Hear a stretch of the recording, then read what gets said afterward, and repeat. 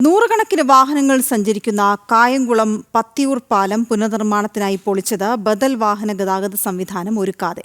കാൽനടയാത്രയ്ക്കായി ഒരുക്കിയ പാതയാകട്ടെ അരയറ്റം വെള്ളത്തിലുമാണ്. സർക്കാർ ഓഫീസുകളിലും സ്കൂളുകളിലും എത്താൻ നട്ടം തിരിയുകയാണ് നാട്ടുകാർ. ആലപ്പുഴയിൽ നിന്ന് സുധീഷ് ഗോപാൽ തയ്യാറാക്കിയ റിപ്പോർട്ട്.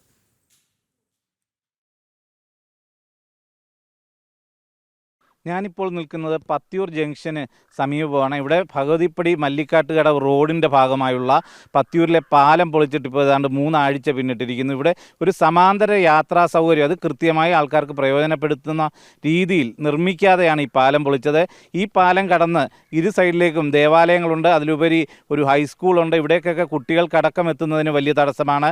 പത്തിയൂർ ക്ഷേത്രത്തിലേക്ക് ഭക്തർക്ക് എത്തുന്നതിന് വലിയ തടസ്സം സൃഷ്ടിക്കുന്നു. കിഴക്ക് പത്തിയൂർ ജംഗ്ഷനിൽ നിന്നും മറ്റും വരുന്നതിന് വലിയ തടസ്സമുണ്ട്. ഈ പാലത്തിൻ്റെ കിഴക്കേ കരയിലാണ് മുസ്ലിം പള്ളിയും ക്രിസ്ത്യൻ പള്ളിയും ഉള്ളത്. അവിടേക്ക് പടിഞ്ഞാറേ കരയിൽ നിന്നുള്ള ആൾക്കാർക്ക് പോകുന്നതിനും ഇപ്പോൾ വലിയ തടസ്സമാണ് നേരിടുന്നത്. ഇത്തരം അശാസ്ത്രീയമായ ഒരു പാല നിർമ്മാണം വലിയ രീതിയിലുള്ള ബുദ്ധിമുട്ട് പ്രദേശവാസികൾക്കും എല്ലാം തന്നെ ഉണ്ടാക്കുന്നു. ഇത് സംബന്ധിച്ച ബുദ്ധിമുട്ട് എത്രത്തോളമാണ്, കുട്ടികളെ അടക്കം ഇത് എങ്ങനെ ബാധിക്കുന്നു എന്നത് ഇവിടുത്തെ നാട്ടുകാരോട് തന്നെ നമുക്കൊന്ന് ചോദിക്കാം. ചേട്ടാ, ഇപ്പം ഈ പാലം പൊളിച്ചിട്ട് 3 ആഴ്ച പിന്നിട്ടിരിക്കുന്നു. ഇത് പൊളിക്കുമ്പോൾ സമാന്തരമായ ഒരു യാത്രാ സൗകര്യം BJP സമരം വരെ ചെയ്തതാണ്. അതിനെന്തെങ്കിലും നടപടി ഉണ്ടായിട്ടുണ്ടോ? ഇപ്പോൾ എത്രത്തോളം ബുദ്ധിമുട്ടാണ് നേരിടുന്നത്? BJP സമരം ചെയ്തതിൻ്റെ അടിസ്ഥാനത്തിൽ ഈ പ്രാദേശിക ഭരണകൂടം ഒരു താൽക്കാലിക നടപ്പാലം ഉണ്ടാക്കി. അത് പമ്പ ഇറിഗേഷൻ പ്രോജക്റ്റിൻ്റെ ഭാഗമായിട്ട് ഒരു കനാലുണ്ട് തൊട്ടടുത്ത് തന്നെ. അതായത് ഒരു 100 മീറ്റർ അപ്പുറയാണ്, ഈ പാലത്തിൻ്റെ 100 മീറ്റർ അപ്പുറയാണ് പണിതിരിക്കുന്നത്. അതിൻ്റെ കീഴിൽ ഒരു നടന്നു പോകുന്ന സംവിധാനത്തിലാണെന്ന് പറഞ്ഞെങ്കിലും അതിലൂടെ ബൈക്ക് പോകുന്ന സംവിധാനത്തിലാണ്. പക്ഷേ ഇന്ന് ജൂൺ മാസം ഇപ്പോൾ ഏതാണ്ട് 5-ആം തീയതിയായി. ഈ മഴയ്ക്ക് തന്നെ ആ പാലത്തിന് മുകളിലേക്ക് വെള്ളം കയറി ആൾക്കാർക്ക് നടന്നു പോലും പൊക്കാനൊക്കാത്ത രീതിയിലേക്ക് കാര്യങ്ങൾ പോയിരിക്കുകയാണ്.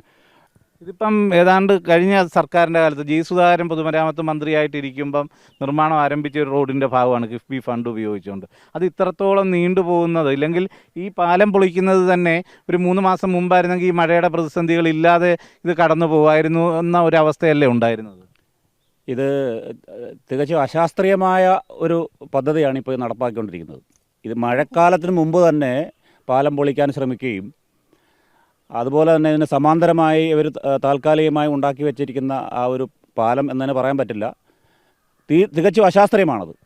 ജനങ്ങളുടെ പണം ദുരുപയോഗം ചെയ്തിരിക്കുന്ന രീതിയിലാണ് അതിൻ്റെ നിർമ്മാണം നടത്തി വെച്ചിരിക്കുന്നത്. ഇപ്പോൾ അവർ ജങ്കാർ കൊണ്ടുവരും, മറ്റ് ബദൽ സംവിധാനങ്ങൾ കൊണ്ടുവരും എന്നൊക്കെ പറയുന്നത്. പക്ഷേ മഴക്കാലമായി തോട് നിറഞ്ഞ് ആറ് കവിഞ്ഞൊഴുകുകയാണ്. ജനങ്ങളുടെ യാത്രാ ദുരിതം ഭയങ്കരമാണ്.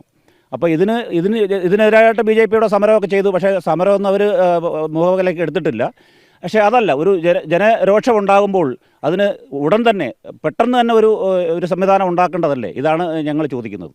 ഇപ്പോൾ ഈ കുട്ടികളടക്കമാണ് ആ സമാന്തര പാതയിലൂടെ പോകേണ്ടത്. അത് വെള്ളം കയറി കിടക്കുമ്പോൾ അത് ഇനിയും മഴ വരാനിരിക്കുന്നതേ ഉള്ളൂ.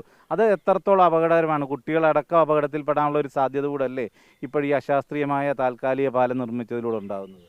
അത് കുട്ടികൾക്ക് വലിയ ബുദ്ധിമുട്ടാണ്. ഞങ്ങൾ ഭാരതീയ ജനതാ പാർട്ടി അതിന് ഇവിടെ പഞ്ചായത്ത് ഓഫീസിലെ സെക്രട്ടറിയോട് സംസാരിച്ചപ്പോൾ അവർ പറഞ്ഞത് നമ്മൾ ഗ്രാമവണ്ടി ഉപയോഗിക്കുമെന്നാണ് പറഞ്ഞത്. അതിന് പഞ്ചായത്ത് ഡീസൽ ഒഴിക്കും, പക്ഷേ കുട്ടികൾ ടിക്കറ്റ് എടുത്ത് വേണം പോകാനെന്നാണ് പറഞ്ഞത്. അത് ആരുടെ പിടിപ്പുകേട് കൊണ്ടാണ് കുട്ടികൾ ടിക്കറ്റ് എടുത്ത് പോകേണ്ടി വരുന്നത്? പഞ്ചായത്ത് അധികാരികളുടെ. കാരണം ഈ മഴ സമയത്ത് ഈ പാലം പൊളിക്കുന്നതിനെ പറ്റി ഭാരതീയ ജനതാ പാർട്ടി സംസാരിച്ചതാണ്. അതൊന്നും മുഖവിലേക്ക് എടുക്കാതെ കണ്ട് പെട്ടെന്ന് ഇത് ചെയ്തതിൻ്റെ ഫലമായിട്ടാണ് ഈ കുട്ടികൾക്ക് ഇത്രയും ബുദ്ധിമുട്ടുണ്ടാകുന്നത്. മല്ലിക്കാട്ട് കടവ് ഭഗവതിപ്പടി റോഡിലോട്ട് പോകുന്ന അവിടെ എത്തുന്ന റോഡാണിത്. ഈ റോഡിൽ കൂടി സഞ്ചരിക്കുന്ന ഈ ലോകവ്യാപകമായിട്ടുള്ള സർവ്വജനങ്ങൾക്കും വ്യാപകമായി ബുദ്ധിമുട്ടുണ്ടായിക്കൊണ്ടാണ് ഈ പഞ്ചായത്ത് ഭരണസമിതി ഈ പാലം പൊളിച്ചിരിക്കുന്നത്. അത് തന്നെയാണ് വലിയ രീതിയിലുള്ള ബുദ്ധിമുട്ടാണ് ഉണ്ടാകുന്നത്. ഇപ്പോൾ ഈ ക്ഷേത്രത്തിലേക്ക് തന്നെ വരുന്ന ഭക്തർ ഒത്തിരി പേരും കിഴക്കേക്കരയിൽ നിന്ന് എത്തുന്നതാണ്. അവർക്കും ഇത് വലിയ ബുദ്ധിമുട്ട് തന്നെയല്ലേ? അതെ. അപ്പോൾ ഇത് നമുക്ക് കാണാവുന്ന കാര്യങ്ങളേ ഉള്ളൂ. കാരണം ഇവിടെ അടുത്ത് തന്നെയാണ് സ്കൂളുള്ളത്, ക്ഷേത്രമുള്ളത്, അപ്പുറത്ത് പള്ളിയുള്ളത്.